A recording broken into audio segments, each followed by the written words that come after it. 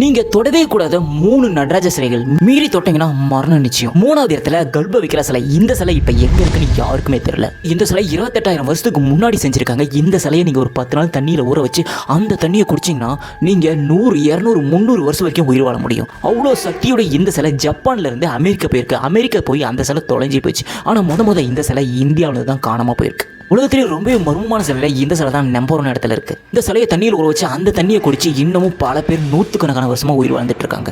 2வது இடத்துல ஊட்டத்தூர் நடராஜர். இருக்கிற நடராஜர் ஒரு மர்மமான கல்லால செதுக்கிருக்காங்க. அந்த கல்ல பஞ்சநதன கல்லுன்னு சொல்லுவாங்க. உலகத்திலே பஞ்சநதன கல்ல செதுக்கப்பட்ட ஒரே கடவுள் சிலை இந்த சிலை தான். ஆழித்தநதனம், பஞ்சநதனம், சிங்கநதனம், யானை நதனம், யாழி நதனம் சொல்லிட்டு 5 கல் இருக்கும். அதுல பாத்தீங்கன்னா பஞ்சநதன கல்லை தவிர மீதி 4 கல்லையும் சிலை செய்யலாம். ஆனா அந்த பஞ்சநதன கல்ல மட்டும் சிலை செய்யவே முடியாது. அதுவே உண்டானா மட்டும்தான். அப்படி உண்டான நடராஜர் சிலை தான் இந்த நடராஜர் சிலை.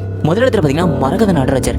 உலகத்திலே இவ்வளவு பெரிய ஒரு மரகத கல்லுல செலவடிச்சது இந்த கோயில்ல மட்டும்தான். இந்த நடராஜர் மேல எப்பவுமே சந்தனத்தை பூசி வச்சிருப்பாங்க. காரணம் அந்த சிலை டேமேஜ் ஆகக்கூடாது.